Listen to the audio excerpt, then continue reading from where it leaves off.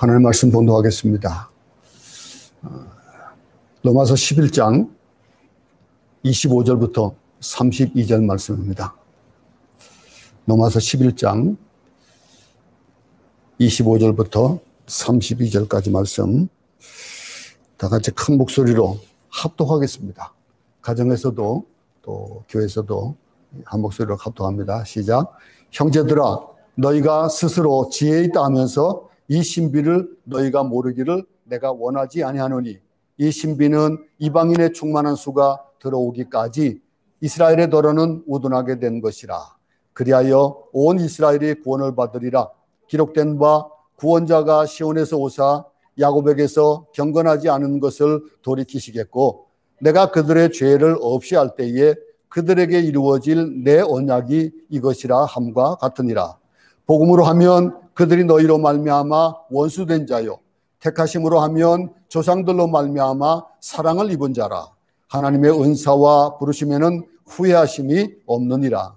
너희가 전에는 하나님께 순종하지 아니하더니 이스라엘이 순종하지 아니하므로 이제 긍휼을 입었는지라. 이와 같이 이 사람들이 순종하지 아니하니 이는 너에게 베푸시는 긍휼로 이제 그들도 긍휼을 얻게 하려 하심이라. 하나님이 모든 사람을 순종하지 아니하는 가운데 가두어 두심은 모든 사람에게 긍휼을 베풀려 하심이라. 아멘. 우리 특성이 있겠습니다. 지난번에 녹화를 해놨던 것인데 특성을 하나님께 드리겠습니다.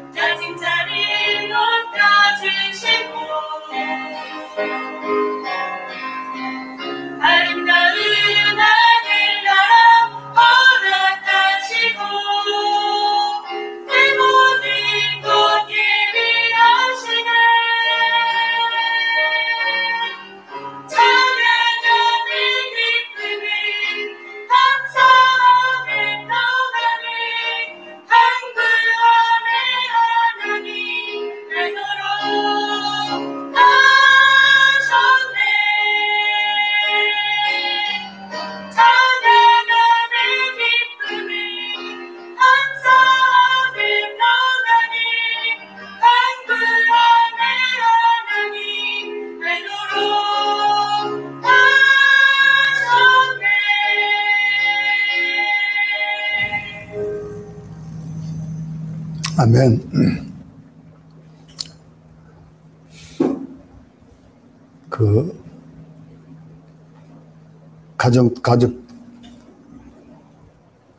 가정마다 찬양을 좀 보내달라고 했더니 아무도 안 보내주셨어요. 그래서 다음 주부터 이제 우리 또 추석하시는 분들 중에서 이제 특송하도록 그렇게 하겠습니다. 우리가 계속해서 지금 3주째 지난 주일과 또 수요일 계속해서 이스라엘의 구원에 대한 그런 얘기들을 지금 나누고 있는데, 특별히 말씀을 드리기 전에 좀 주의해야 될 것이 있어서 먼저 당부를 먼저 드리겠습니다. 제가 유튜브에서 그 이스라엘의 기도 제목들을 얻기를 원한다고 그랬잖아요. 그 유튜브를 보다 보니까 좀 잘못된 것들이 몇 가지 있었어요. 그래서 혹시 우리가 잘 모르고 그냥 넘어갈 바 알고 계시라고 먼저 말씀드리는데, 브래드에 또 그 11HN이라는 그런 그 뭐 성서연구원이라는 그런 곳이 있습니다. 그리고 손계문 목사라는 분이 또 있어요. 이분들은 좀 조심하시기 바랍니다. 이분들의 사상은 안식일 교회 그런 그 사상을 가지고 있고, 이 사람이 메시아닉 주의를 얘기를 하고 있습니다. 그래서 이 피지컬적으로 이스라엘이 천년왕국으로 구원돼야 된다라고 하는 이런 것들을 주장하고 있기 때문에 저희들하고는 신앙이 좀 맞지 않는 그런 부분들이 많이 있으니까 잘 구분해서 볼 수 있기를 먼저 당부드리고요. 이 오늘 본문 말씀은 우리가 개인 구원의 차원을 넘어서서 온 인류의 구원을 완성한다라고 하는 그런 메시지입니다. 로마서에서 말하는 구원의 결론이라고 해도 좋을 만큼 그런 말씀이에요. 여러분 퍼즐 잘 아시죠? 퍼즐을 보면은 어떤 것들은 숫자가 굉장히 많고 뭐 적고 하긴 합니다만서도 어쨌든 이 퍼즐 하다 보면 어떤 건 맞는 것 같은데 갖다 대보면 안 맞아요. 그래서 막 그냥 뭐 비슷한 것이 여러 개 있다 보니까 그렇게 합니다. 그래서 이제 잘 맞춰가잖아요. 근데 하나가 딱 맞았다. 그러면은 하나가 남은 그것이 어쩌면은 쉽게 끼워질 수도 있을 거예요. 그런데 하나를 나머지 끼우지 않으면은 그 그림은 완성된 게 아니에요. 그 퍼즐은 아직 하나가 남아 있으면은 그건 끝난 것이 아니라는 거예요.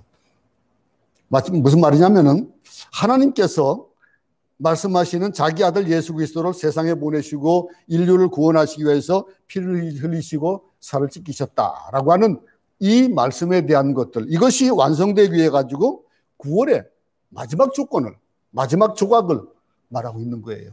이 구원의 마지막 조각, 우리가 구원받은 그 구원에 대한 것들, 이런 것들에 정립을 하면서 우리가 마지막 조각을 한번 맞춰볼 수 있기를 바랍니다. 그래서 이 구원을 결코 개인적에서 끝나는 것이 아니거든요.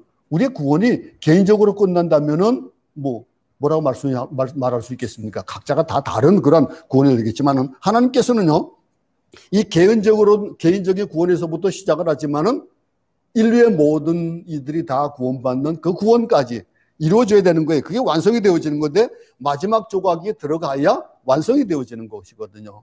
그러니 이 마지막 조각이 우리가 지금 얘기하는 것들, 지난주와 또 이번 주와 계속해서 이어지는 이스라엘의 회복에 대한 얘기, 이스라엘이 회복되어지는 그 회복, 이것이 마지막 조각이라고 할 수가 있는 거예요. 오늘 이 사도 바울이 얘기하고 있는 21장 32절까지의 말씀 속에서 우리가 볼 수 있는 것은 하나님께서 지난 2000년 동안 이방인을 구하셨습니다. 이방인을 구원하시고 이방인의 구원을 위해서 애를 쓰셨는데, 이 예루살렘에서 시작된 이 복음이 유대와 사마리아와 땅까지 이르러서 주의 복음이 증거되어지고, 그리고 마지막으로 이루어져야 될 이스라엘의 회복, 그 이스라엘 회복, 하나님께서 마지막 때에 우리에게 한 비밀을 보여주셨어요.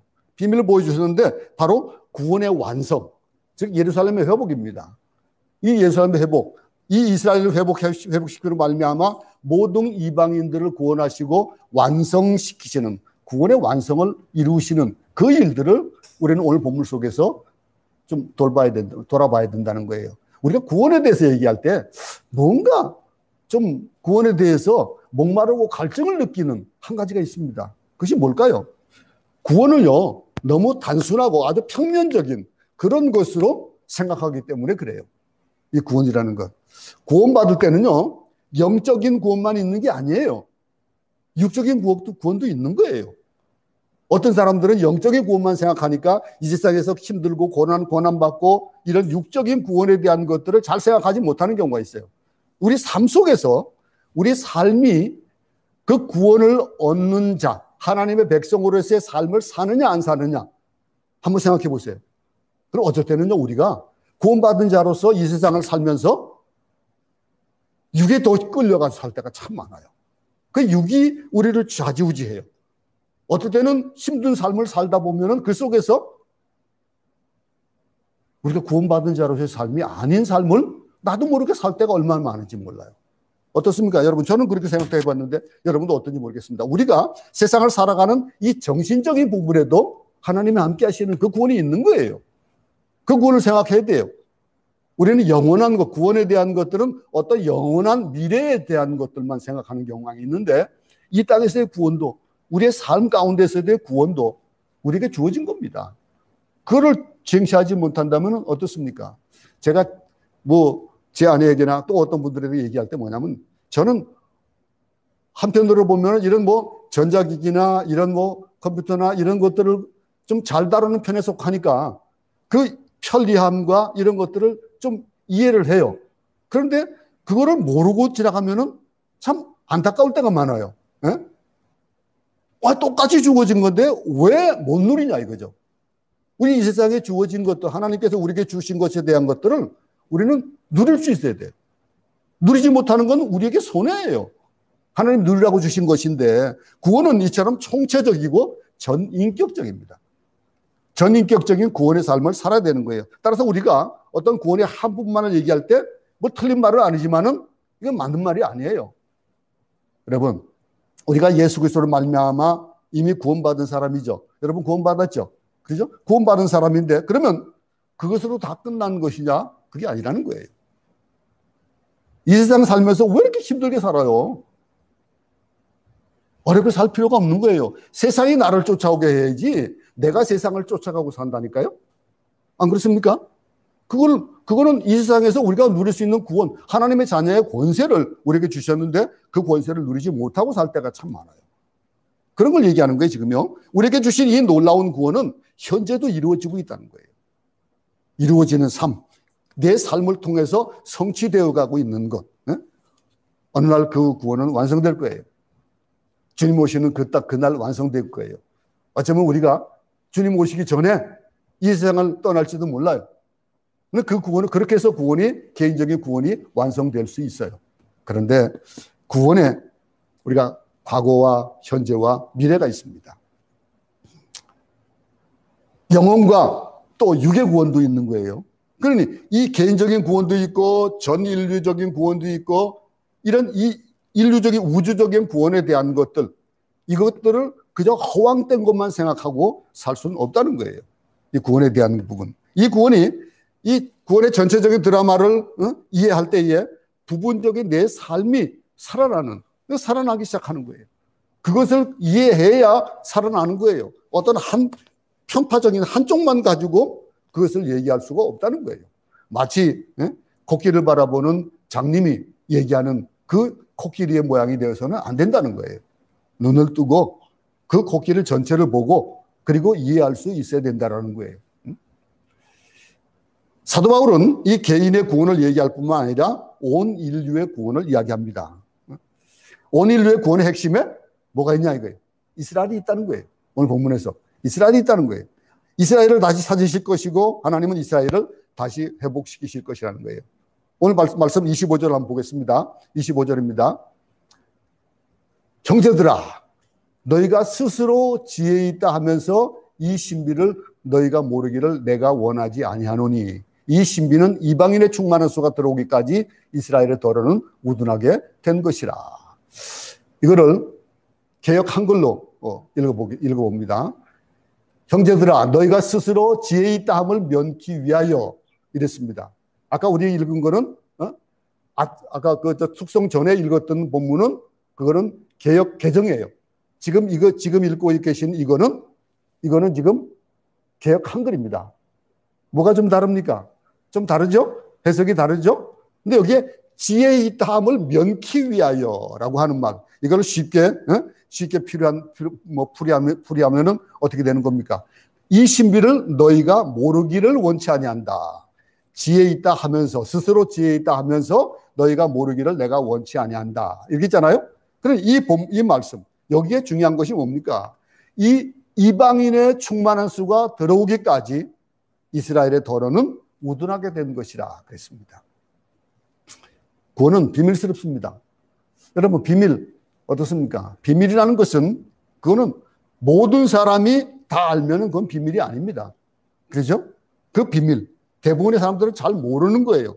나만 알고 있는 것이고 있고, 혹이 그 비밀을 또 몇 명은 같이 알 수도 있어요. 근데 그 비밀을 아는 사람과 알지 못하는 사람은 큰 차이가 있습니다.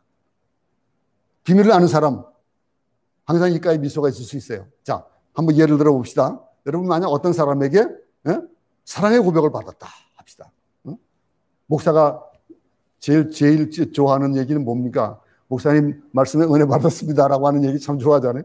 그죠? 그런데 이런 것들을 우리의 삶 속에 여러분 각자에게 아마 그런 얘기를 들을 때에 어떻겠습니까?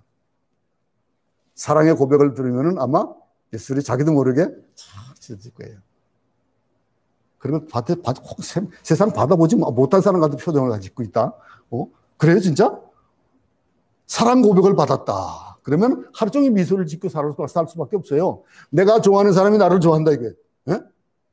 그 비밀, 이런 것. 사랑의 고백을 받았다면 이것도 비밀이에요.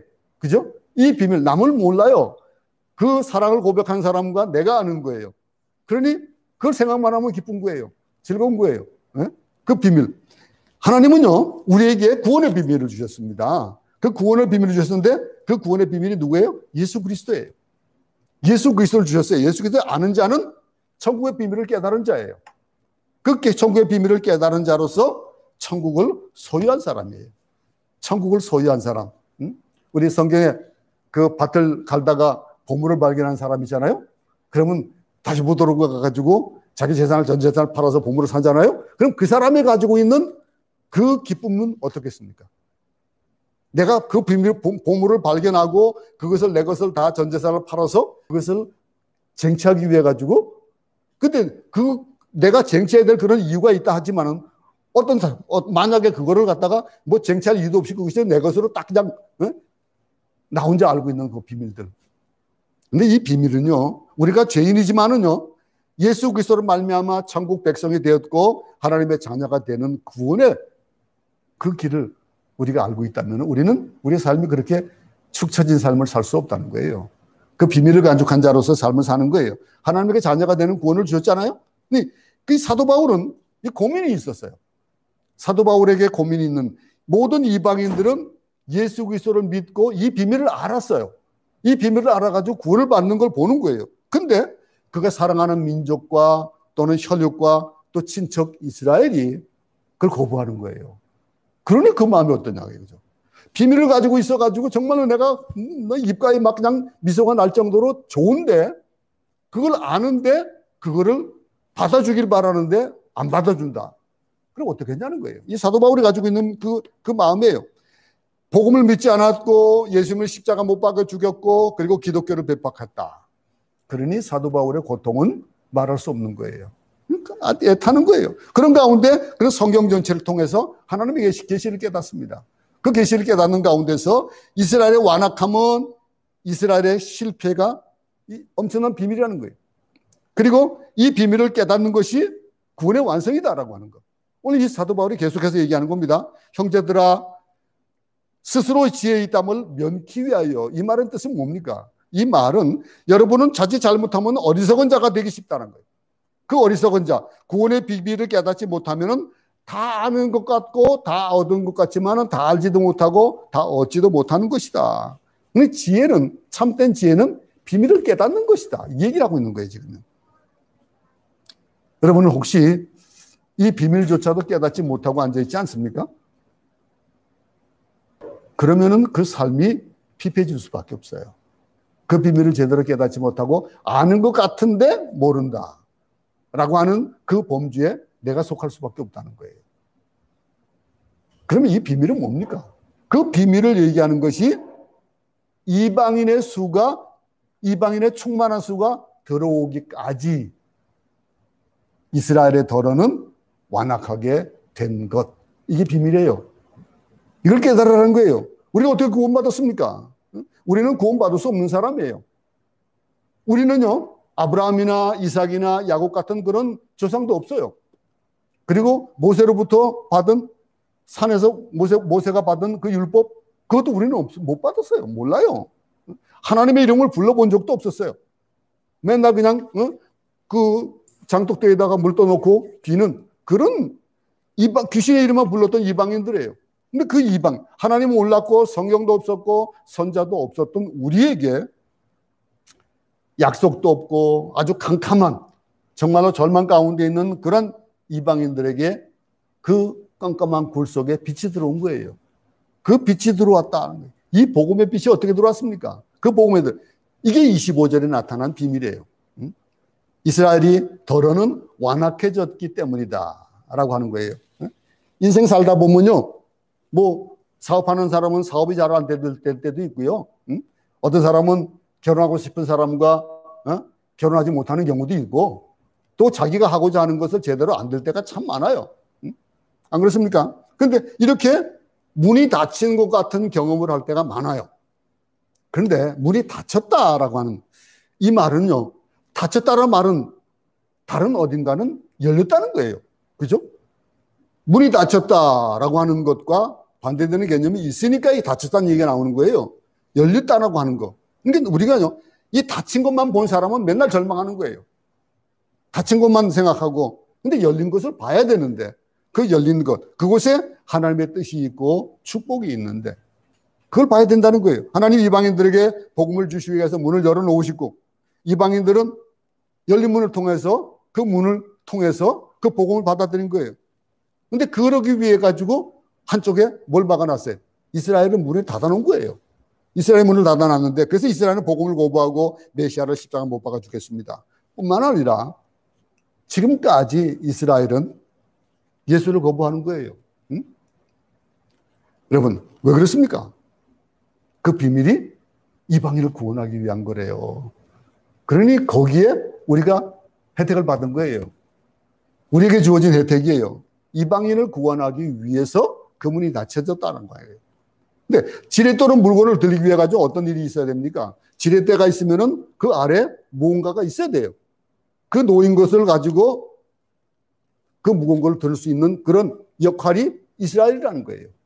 이스라엘이 이방인을 움직이기 위해서 이스라엘이 그 지렛대의 돌 역할을 한 거예요. 응? 이방인들이 예수를 믿는 거 보면은 참 재밌습니다. 어떤 선교사가 전도를 하면요, 열매가 잘 안 나타나요. 특별히 모슬림 같은데 그런 곳에 가서 선교하는 사람들은요, 잘 나타나지가 않아요. 가지고 뭐 10년이 됐는데 1명, 2명 전도했다 이런 경우도 있고요. 그런데 그 전도받은 사람을 통해 가지고 역사가 나타나는 거 보면 아주 큰 역할을 드러내요. 그냥 30배, 60배, 100배가 되는 거예요. 수천, 수만, 수백의 예수를 믿는 거예요.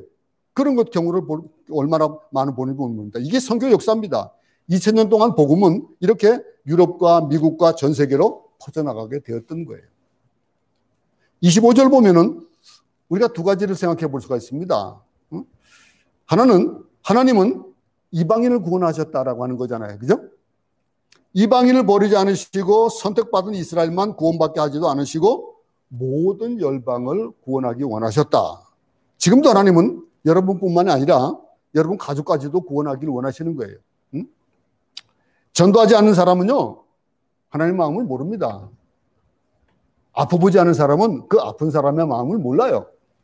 마찬가지로 전도하지 않는다, 잃어버린 영혼을 찾지 않는 사람은 하나님의 마음을 모르는 거예요. 아버지의 마음을 모르는 거예요. 아무리 교회 오래 다녀도 하나님의 마음을 모르는 경우가 얼마나 많습니까? 하나님은 잃어버린 당자를 찾으시는데 타락한 자녀를 회복하기 원하시는 것이 하나님의 마음이라는 거 우리는 잘 알죠. 그렇죠? 근데 하나님은요, 이방인의 충만한 수가 들어오기까지라고 하는 그런 말씀을 주고 있어요. 하나님의 마음은 그러면서 그 이방인의 수가 들어오기까지 뭐예요? 그 충만한 수가 들어오기 전까지 이방인들이 다 들어오는 거예요. 이방인을 찾으시는 거예요. 근데 그 정하신 숫자가 있는 거예요. 그 숫자는 우리는 모릅니다. 지금까지 2000년 동안 찾아오시는 것이고 앞으로도 얼마를 더 찾으실지 몰라요. 우리는 북한을 생각하고 중국을 생각하고 또 모슬렘권을 생각하고 원주민들을 생각합니다. 이게 아버지의 마음이잖아요. 그래서 우리는 어떻게 하든지 아버지의 마음을 알기 위해 가지고 애쓰고 노력하는 거예요. 그러면 아버지의 마음을 알면은 우리가 어떻게 다가가겠습니까? 우리가 아버지가 기뻐하실 일이 뭘까를 생각하지 않겠어요? 근데 그 아버지가 영혼을 사랑하는 그 마음을 가진다라고 하는 것. 이 하나님의 마음을 깨닫기 원하시고 하나님의 마음을 아는 사람이 복을 받는 건 당연한 거예요. 그죠? 하나님의 마음을 느끼는 사람이 하나님의 사랑을 받는 것이 당연한 거예요. 하나님의 사랑을 느끼는 것이 당연한 거예요. 아버지 마음을 모르는데, 아버지가 나를 사랑하는 걸 모르는데 내가 어떻게 사랑하겠습니까? 일방적인 사랑하기가 참 쉽지 않잖아요. 여러분이 하나님의 마음과 똑같은 마음이 되기를 축원합니다. 또 25절에서 우리가 또 한 가지를 발견할 수 있는 것이 이방인의 충만한 숫자가 돌아오기까지 이스라엘이 희생양처럼 희생되었다고 하는 거예요. 이방인의 충만한 자가 들어오기까지 이스라엘의 덜어는 완악하게 되는 것이다. 그랬어요. 이게 이스라엘의 실패잖아요. 만약 이스라엘이 실패하지 않았다면 우리는 구원받지 못했을 겁니다. 따라서 이스라엘의 실패는 나의 구원과 깊은 관계가 있는 거예요. 이스라엘이 우리를 위하여 희생됐다면 이제는 이스라엘을 위해서 우리가 무엇을 해야 되겠습니까? 우리도 희생해야 되지 않겠어요? 그들을 위해야 되지 않겠어요? 이스라엘 위해서 기도하고 이스라엘을 정치적으로 보지 말고 또 무슨 다른 어떤 것으로 보지 말고 성경적으로 보자는 거예요. 성경적으로. 영적인 의미가 있습니다. 여기 하나님의 마음이 있습니다. 저는 한국교회가 복을 받을 이유가 있다고 생각해요. 복을 받은 이유가 뭡니까? 죽을 힘을 다해서 선교를 했어요. 순교자의 피를 흘려가면서까지 교회가 세워졌어요. 근데 요즘은 얼마나 그 위태함을 느낍니까? 위태함을 느끼고 살아가는 거예요. 계속해서 아버지의 마음으로 우리가 영혼을 사랑하는 그 마음을 품어야 되는데 그것보다는 그저 나에게 초점이 맞춰지고 내가 중심이 되어지는 그런 것들을 우리가 영위하고 살 때가 얼마나 많은지 몰라요. 한번 생각해 볼 수 있기 바랍니다. 그러면 하나님께서는요, 이방인의 구원을 위하여 이스라엘의 희생을 계속 합니다고 그랬고, 택한 백성이라고 그랬는데, 그들이 멸망하도록 계속 두시겠냐, 이거예요. 어떻습니까? 그렇지 않다라고 하는 답을 할 수 있겠죠. 그죠? 하나님이 이스라엘을 반드시 다시 찾으시고 회복하시는 거예요. 우리 26절부터 27절을 보겠습니다. 그리하여 온 이스라엘이 구원을 얻으리라. 기록된 바 구원자가 시온에서 오사 야곱에서 경건치 않은 것을 돌이키시겠고 내가 저희 죄를 없이 할 때에 저에게 이루어질 내 언약이 이것이라 함과 같으니라. 이스라엘은 이방인을 위해서 희생을 당했지만 하나님은 이스라엘을 버리지 않으신다는 거예요. 응?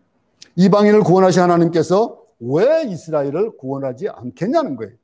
당연하게 이방인도 사랑하시는데 이스라엘도 당연히 사랑하시니까 그들도 구원하신다라고 하는 얘기예요.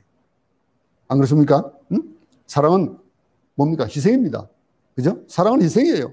희생이 없는 사랑은 사랑이 아니라고 해도 돼요. 그 정도로 사랑은 희생입니다. 여러분이 누군가를 진정으로 사랑한다면 희생해야 돼요. 응? 용서하고 기다려줘야 되고 따지고 대가를 바라는 건 그건 사랑이 아니에요. 내가 너를 이만큼 사랑했으니까 너도 나를 사랑해라. 그게 될 수가 없는 거라는 거죠. 응? 하나님 우리를 무척 사랑하셔서 독생자 예수 그리스도를 희생시키셨고 이방인을 구원하시기 위해서 이스라엘을 희생시키셨어요. 그래 하나님은 온 이스라엘을 구원하실 것이라는 것. 그걸 바라보는 거예요. 근데 중요한 것이 있습니다. 바로 그게 지금 이때라는 거예요. 지금 이때라는 것. 이스라엘은 지금 2000년 동안 큰 바위처럼 움직이지 않았습니다. 근데 움직이지 않던 그들이, 메시아를 거부했던 그들이 점점 바꿔져 가고 있어요. 그래서 이 이스라엘이 예수를 바라보는 시각이 물론 아직도 많이 멀리 있긴 하지만서도 이스라엘 가운데 성령의 역사들이 나타나는 것들을 우리는 보고를 들어요. 이스라엘 백성들 속에서 우리가 주목해야 할 사건들이 있다는 거예요. 성령을 받기 시작했다. 그러면은 이스라엘의 구원이 곧 이루어진다라고 하는 거예요. 그러니 성경의 예언들이 일어나고 있는 거예요. 오늘 이 26절, 27절에서 사도 바울은 이사야와 예레미야와 에스겔에 나타난 예언들을 기록하고 있는 거예요. 하나님은 이스라엘에게 회개하는 마음을 주셔서 돌같이 딱딱한 그들의 마음을 녹여주실 것이라는 것. 여러분 모든 이방인들이 돌아오고 이스라엘이 돌아오면은 구원이 마무리가 되어지는 거예요. 구원이 끝나는 거예요. 역사가 완성되는 겁니다. 주님께서 재림하시는 것. 참 고대가 기억하지요. 우리 때가 아니고 우리 때가 아닌 우리 선조들이 우리 한국교회 초신자들이 가졌던 마음들 속에서 그 속에서는 굉장히 고난이 있었잖아요. 힘들었잖아요. 그런 속에서 주님 어서 오시기를 고대하는 고대가를 불렀었어요. 요즘은 고대가를 부릅니까? 잘 안 불러요. 살만하니까. 배고픈 사람들은 무엇을 줘도 감사합니다. 그런데 배부른 사람들은요, 아무리 좋은 거 줘도 잘 감사할 줄 몰라요. 이방인이 돌아오고 이스라엘이 돌아온다라고 하면. 유대인들은 메시아를 죽였고 복음을 거부했는데, 근데 복음으로 말하면은 뭐예요? 원수였다는 거예요. 그래서 하나님은 이스라엘을 버리지 않으셨다라고 하는 거. 그것이 28절에 있어요. 28절 다 같이 한번 한 목소리 읽겠습니다. 시작.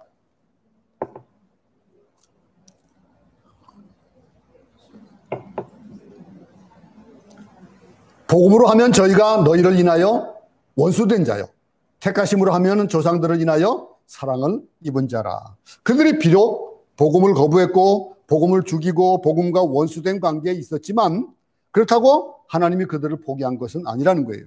하나님 그들을 끝까지 사랑하시고 회복하기를 원하시고, 이 부분을 통해서 우리는 좀 위로를 받고 미안함을 조금 감출 수가 있는 거예요. 끝까지 사랑하시는 우리가요, 얼렁뚱땅 예수 믿어도요, 하나님 우리 포기하지 않습니다. 뭐 그렇다고 해가지고 맨날 얼렁뚱땅 믿지 말고요, 열심을 다해야 되겠죠. 하나님이 우리를 이기시는 거예요. 그런데도 우리는 맨날 부딪히기를 원하죠. 베르세우스가 되고. 여러분, 여러분을 구원하실 것이라는 거, 나를 구원하실 것을 믿다 보니까 매 맞을지라도 우리는 하나님 앞에 나와야 될 그런 존재들이거든요. 근데 매 맞고 돌아오는 경우가 얼마나 많은지 몰라요. 하나님은 우리를 포기하지 않으십니다. 여러분, 기도로 자라는 아이는요, 포기할 수가 없어요. 가만 보면요, 목사님 아들들하고 장로님 아들들이 이렇게 신앙이 좋은 분들의 자녀들이 좀 삐뚤어 나가는 경우가 많아요.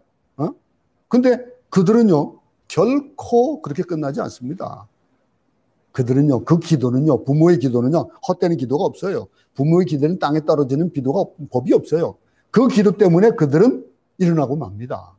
그걸 보면 그런 것들이 우리 삶 가운데서 참 많거든요. 이스라엘도 반드시 돌아온다는 거예요. 하나님의 사랑은 변치 않는다라고 하는 거. 여러분, 하나님은 그들을 끝까지 사랑하시고 회복하기를 원하시는데, 이어서 29절 보겠습니다. 29절에 하나님의 은사와 부르심에는 후회하심이 없느니라라고 하는 말이 거기에 또 있어요. 복음을 인하여 저희가 너희를 인하여 원수된 자요, 택하심으로 하면 조상들이 인하여 사랑을 입으신 자다라고 하면서 거기에 하나님의 은사와 부르심에 후회함이 없다는 거예요. 어떻게 보면은 가끔 가까이 있는 사람에게 우리는 배신을 당할 때가 참 많이 있습니다. 그러다 보니까 실망하고, 그리고는요, 아니 그 사람이 그럴 줄 몰랐다 이거예요. 네가 나한테 그럴 줄 몰랐다 이거예요. 이런 경우가 있을 수 있어요. 그죠? 우리 인간들은 그렇습니다. 근데 우리는 후회하죠. 어째서 내가 그를 그만큼 사랑했을까? 내가 어쩌자고 그를 잘 대해줬을까라고 얘기합니다. 그리고 후회하면은 어떡합니까? 끝나요. 그죠? 후회하면 끝나는데 그 사람이 나에게 잘못하고 내 호의를 받아들이지 않으면은 나는 그냥 돌아서요. 그게 인간이에요. 그죠? 인간이 그렇습니다. 근데 우리는 후회하고 근데 하나님, 그건 어떻습니까? 우리가 돌아섰다고 해가지고 하나님은 돌아서지 않는다는 거예요. 이스라엘이 그렇게 돌아섰다 해서 이스라엘을 버리지 않으신다는 거예요. 그 후회함이 없으시다는 거예요. 우리는 그를 죽이고 메시아를 죽이고 배신하고 메시아를 거부했지만은 하나님의 사랑은 우리 인간들 같으면은 그 배신으로 끝난다는 거예요. 근데 끝나지 않고 하나님의 사랑에는 후회하심이 없다라고 하잖아요. 아무리 실수하고 실패하고 배신해도 하나님은 우리를 포기하지 않으신다는 거. 배신당한 하나님의 마음은 그럼 얼마나 아프겠습니까? 우리 인간으로 치면 어떻겠습니까? 정말로 그냥 팔을 떨 만큼 그렇게 분한 마음을 가질 수밖에 없는 것이 하나님의 입장이에요. 나는 그렇게 살지 않았는데요. 그럴 분이 있을 수 있어요. 그죠? 그런데 우리는 자식이 잘못됐을 때 부모가 얼마나 큰 고통을 겪습니까? 그렇지만은 그 자식은 버림을 받지는 않아요. 부모가 버리지 않아요. 그 부모가 버린다 그러면 그거는 정상적이지 않은 거예요. 하나님은 우리를 포기하지 않습니다. 하나님은 이스라엘을 포기하지 않고 구원하실 것이다 라고 하는 것들을 우리는 이 내용을 통해서도 볼 수 있는 거예요. 30절을 이어서 보겠습니다. 너희가 전에 하나님께 순종치 아니하더니 이스라엘에 순종치 아니함으로 이제 긍휼을 입었느니라. 사도 바울은 유대인들에게 복음을 전하고 싶었습니다. 유대인의 회당에 가서 복음을 증거했어요. 그죠? 그리고 그런 유대인들은 사도 바울을 어떻게 했습니까? 돌로 치려했습니다. 돌로 치려고. 사도 바울은 복음으로 유대인의 마음을 두드렸지만은 아무도 마음을 열지 않았습니다. 그 결과 복음은 이방인에게, 우리에게 돌아온 거예요. 이방인에게 복음을 전하면서 사도 바울은 얼마나 계속 눈물을 흘렸습니까? 그 눈물을 우리는 잘 알아요. 이방인을 구원을 통해서 그 민족들이 구원받지 못하는 것에 대한 정말 애통함이 있었던 거예요. 구구절절히 우리는 그걸 깨달을 수 있는 거예요. 근데 바울이 비밀을 깨달았습니다. 이방인을 구원하시기 위한 하나님의 섭리를 깨달은 거예요. 하나님의 사랑이 얼마나 큰지, 자기 자식을 죽이기까지 남의 자식을 사랑하신 분이라고 하는 것을 깨닫고, 이어서 31절을 보시기 바랍니다. 이와 같이 이 사람이 순종치 아니하니 이는 너에게 베푸시는 긍휼로 이제 저희도 긍휼을 얻게 하려 하심이라 그랬습니다. 이방인들에게도 긍휼을 주셨는데 하물며 이스라엘에게 긍휼을 주시지 않겠냐라고 하는 거예요. 여러분 하나님이 여러분을 사랑하신다라고 하는 말씀을 믿습니까? 그 말씀은 내가 아무리 그 사랑을 받을 만한 자격이 없어도 우리는 하나님의 사랑을 받는다는 거예요. 그런데 이스라엘이 아무리 하나님을 배신하고 하나님을 배반했어도 내가 당신을 잘못 택한 것 같아. 정도 있을 수 있을 거예요. 그죠? 내가 당신을 잘못 택한 것 같아. 그런 사람도 있는데 여러분 가운데 그런 사람 없기 바랍니다. 내가 당신을 선택한 것은 정말 큰 축복이다 라고 하는 것들을 입으로 발할 수 있기 바랍니다. 아내는 남편에게, 남편은 아내에게 당신을 만난 것이 축복이다 라고 하는 그런 말씀을 할 수 있기 바랍니다. 왜냐하면요, 하나님께서 내가 너를 부른 것이 실수였다라고 하신다면 어떻겠습니까? 그걸 한번 생각해 보세요. 하나님은 그런 실수했다고 말씀하신 것이 아니에요. 그죠? 그러니 우리는 어쩌나 이거죠. 우리는 하나님의 부름을 받은 사람입니다. 선택받은 사람이에요. 사랑을 받은 사람이에요. 하나님의 마음은 어떤 것일까요? 당자가 돌아오는 것, 자기가 사랑한 사람이 돌아오는 것, 그것이 하나님의 마음이요 아버지의 마음입니다. 그러면 울타리 안에 있는 99마리 양, 그 99마리를 두고 한 마리를 찾아서 나갔다 그랬습니다. 그죠? 그게 이치가 맞습니까? 99마리, 한 마리를 버려도 99마리를 더 이상 버리지 않으려고 애를 쓰는 것이 인지상정이에요. 그죠? 그런데 산을 넘고 물 건너 찾아다니는 목자의 마음을 우리는 읽어요. 그리고 옛날 통합편성가 191장을 보면은 양 99마리가 우리의 있으나 한번 나중에 보세요.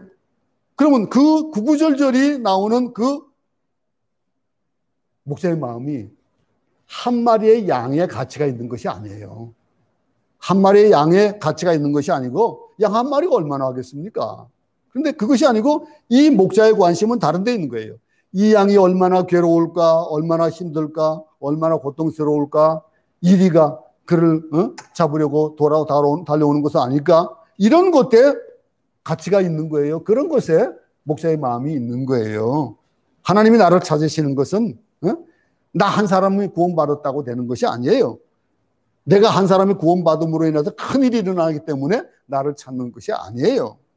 한 영혼을 불쌍히 여기셔서 돌아오기를 원하시는 것인데, 그래서 하나님은 기꺼이 나를 구원하기 위해서 독생자를 보내주신 거예요. 마지막 32절입니다.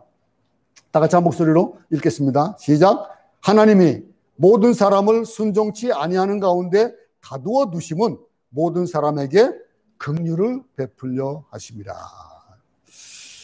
하나님의 구원이 여러분의 구원의 완성이 아닙니다. 여러분 혹시 정철 영어를 아십니까? 네? 정철이는 아마 우리 여러분 나이가 어린 분들도 아마 정철 영어를 알 거예요. 그 정철 영어 테프가 한두 번 안 사본 사람은 아마 없을 겁니다. 제 때는 굉장히 많이, 저하고 거의 그 동년배에 가까운, 저보다 나이가 조금 많을 거예요 아마 그분이. 근데 그분이 굉장한 일을 지금 하고 있어요. 그분이 가진 달란트를요 지금 얼마나 큰 데 쓰고 있냐면은 아이들의 영어 공부를 통해서 아이들이 또 하나님을 알게 하기 위해 가지고 TV 방송을 지금 유튜브를 통해서 하고 있는데 그가 내보내고 있는 방송들이 어떤 방송인 줄 알아요? 무료예요. 무료고, 물론 이제 교재는 뭐 사야 되고 하지만은 그가 고백했던 게 있습니다. 하나님이 내게 나 영어 선생 된 것을 굉장히 저는 영어 선생에 대한 것들이 굉장히 싫었대요. 자기가. 나는 그것이 저는 싫었습니다. 그랬는데 어느 한 날 내가 깨달은 것이 뭐냐면은 하나님이 내게 예수를 알게 하고 내 영어를 이렇게 잘하게 하시는 것이 이유가 있다 생각해가지고 어린이에게 영어를 가르치는 것이라든가 영어 성경 공부를 지금 하고 있어요. 여러분들 정철 영어 성경을 한번 유튜브에 쳐보세요. 그러면 그냥 몇백 개가 쫙 나오거든요. 근데 그것이 자기 고백이 그렇게 하고 있는데 근데 그 정철이 그런 과정까지 가게 된 데에는 굉장히 여러 단계가 있고 어떤 한 인물이 있었어요. 굉장히 큰 돈을 많이 벌었었거든요. 근데 그 정철 영어를 통해서 카세트 테이프를 통해서 그냥 돈을 많이 번 그때에 그는 무엇을 믿었냐면 남녀 호랑개교를 믿었대요. 그러면서 맨날 가가지고 뭐 선인가 한다고 그러고 막 그랬었대요. 그러다가 그는 어떤 일이 벌어집니까? 부도를 만나요. 근데 그 전에 이 큰 아들이 영국으로 이제 유학을 갔습니다. 영국으로 유학을 가가지고 아버지가 하는 얘기가 서양 종교를 믿지 마라. 서양 종교를 믿지 마라. 뭐 단서가 아주 딱 잡혀 있었어요. 그런데 그가 유학을 하다가 고등학교 될 때는 정말 철저하게 성공회에 있었는데 성공해서 기도할 때 아멘 소리를 전에는 절대 안 했대요. 성공해서 고백할 때 고백하지 않았대요. 그 정도로 아버지 말을 들었던 거예요. 근데 대학에 들어가고 나서 그리고 나서 어떤 친구의 선배가 되는 친구지 그분을 통해 가지고 예수를 알게 되고 구원을 받게 된 거예요. 그리고 나서 어느 한 날 이제 기말고사를 치는데 기말고사를 치고 나면은 대부분의 한국으로 다시 또 돌아오잖아요. 기말고사 치고 방학하면은 돌아오잖아요. 그런데 마지막 이제 비행기표도 끊어놓고 그런 때래. 근데 전화가 왔대요. 그 당시에는 이제 자기가 다니는 교회는 조그마한 교회였는데 그 교회에 전도사님이 담임하는 그런 데인데 전화가 왔대요. 전화 와가지고 형제님 이번에 시험 잘 끝났어요? 시험 끝나고는 한국 갈 거예요. 그러니까 예 가야죠 그랬대요. 그런데 조금 연기하고 가면 안 되겠냐고 우리가 지금 수련회를 가는데 같이 가면 안 되겠냐고 그러더래요. 그래서 그게 뭡니까 그랬대요. 그게 뭡니까 그랬더니 얘기가 그냥 우리 저 지방에 가가지고 좀 이제 리트릿하고 좀 쉬고 좀 그러는 거니까 같이 갔으면 좋겠다 그랬대. 근데 자기가 얘기하기를 그 비행기 표를 갖다가 싼 비행기 표를 미리 끊어놓는 거 있죠. 지금 우리가 하듯이 그렇게 해놓은 거래요. 그래가지고 그 표가 혹시 바꿀 수 있으면은 그러면은 제가 가지요 그랬대. 근데 이 전도사님이 막 해가지고 바꿔버린 거야. 제가 바꿨습니다. 바꿨으니까 같이 갑시다 그래. 할 수 없이 갔대요. 가가지고 거기서 예수를 만난 거예요. 이제 그 얘기들 나중에 유튜브를 보면은 아마 여러 가지 나와 있습니다. 한번 보시기 바랍니다. 그리고서 자기가 한국 돌아온 거예요. IMF를 통해서 IMF 때 이제 그때 돌아오고 나서 IMF를 맞이하고 어려움을 겪고 있을 때 그때 이제 아버지 엄마를 앉혀놓고 이제 전도를 했대요. 예수 믿으라고. 그랬더니 엄마가 세상에 평생 들어보지 못할 말을 한마디를 딱 하는데 뭐라고 얘기했냐면은 어떻게 너 보고 예수 믿겠니 그랬대요. 그러니까 그 삶이 네가 예수 믿는 거 너 보니까 예수 안 먹고 싶다는 얘기를 한 거예요. 나중에 보면요. 정말로 그런 치욕적인 말이 없더라는 거예요. 근데 그가 바뀐 거예요. 이거 이래서는 안 되겠다 가지고 바뀐 거예요, 사람이. 바뀌고 나가지고 한 1년 정도가 지났나 봐요. 자세히 기억이 안 납니다만. 그리고 나서 한날은 엄마 아버지가 부르더래요. 그러더니 네 바뀐 거 보니까 네가 바뀐 거 보니까 예수가 있나 보다. 나도 그러면 우리도 교회 나갈게 그랬대요. 그렇게 예수를 믿게 됐대요. 근데 이렇게 그 아들을 통해서 전해진 것이 이 아들이 예수를 믿고 나가지고 아버지 엄마를 위해 가지고 얼마나 애를 쓰고 기도했는지 모른다는 거예요. 내가 정말 아버지 엄마가 정말 예수 믿어야 되는데 라고 하는 그 영혼을 사랑하는 그 아버지의 마음, 하나님의 마음을 가지고 있어 그에게 전했을 때 우리의 삶 속에서 여러분이 만약에 여러분을 보고서 너 보고 예수 믿겠니? 라고 한다면 어떻겠습니까? 정말 치욕 아니에요? 그거? 안 그래요? 근데 그러므로 삶이 바뀌고 그걸 보고 예수를 믿었다라고 하는 거. 그 아들 한 사람을 믿게 한 그것이 어떤 결과를 만들었습니까? 지금의 이 정철을 통해서 많은 이들에게 정말로 국제적으로 우리도 지금 보고 있잖아요. 미국이 쓰고 뭐 유럽이 쓰고 모든 곳에서 이 영어 성경을 통해서 영어 성경을 통해 가지고 예수님을 전하는 것도 아니에요. 근데 그 영어 성경 공부를 통해 가지고 예수를 믿는 사람이 지금 얼마나 많은지 모르는 거예요. 그리고 편지가 온대요. 여러분, 한 사람을 통해서 이 한 사람의 구원이 완성이 아닌 거예요. 그를 통해서 그 가정을 구원하고 그 가정을 통해서 그로 인해서 또 다른 역사를 이루어 가시는 그 하나님의 여러분을 택해 가지고 그 가족을 구원하게 하실 그런 계획이 하나님은 가지고 계신 거예요. 내 하나로 믿는 것으로 끝나는 것이 아니라는 거예요. 왜 한국 전체에 복을 주셨습니까? 그 복을 주신 이유가 뭡니까? 가서 모든 족속으로 제자를 삼으라는 거예요. 그 순교에 그 피로 말미암는 그 복을 받고 그래서 우리 한국이 선교사를 많이 파송을 한 거예요. 응? 여러분, 하나님은 이방인이 돌아오기를 바라십니다. 그래서 이방인이 돌아와서 그죠? 돌아오고 그뿐만 아니라 이스라엘이 돌아오기를 원하시고 있다는 거예요. 아직도 우리 가운데 우리 가족이라든가 나를 통해서 구원받아야 될 이방인들이 아직도 많이 남았습니다. 그러니 속히 주님의 그날이 오기 위해서 우리가 애쓰고 노력해야 된다는 것이 그게 32절에 있는 모든 사람이라는 거예요. 이게 모든 사람, 이방인과 이스라엘을 포함하는 말이에요. 주 예수를 믿으라 그리하면 너와 내 집이 구원을 얻으리라고 하는 사도행전 16장 3절의 말씀 같이 그 말씀이 뭡니까? 너와 내 집이 구원을 얻으리라.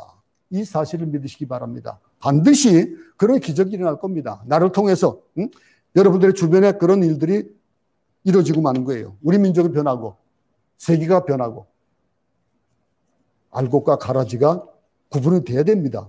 그런데 그런 속에서 우리는 그 알곡들이 해야 될 일들이 뭡니까? 알곡은 어떤 영향을 끼칩니까? 알곡을 통해서 30배, 60배, 100배의 열매가 맺어지는 거예요.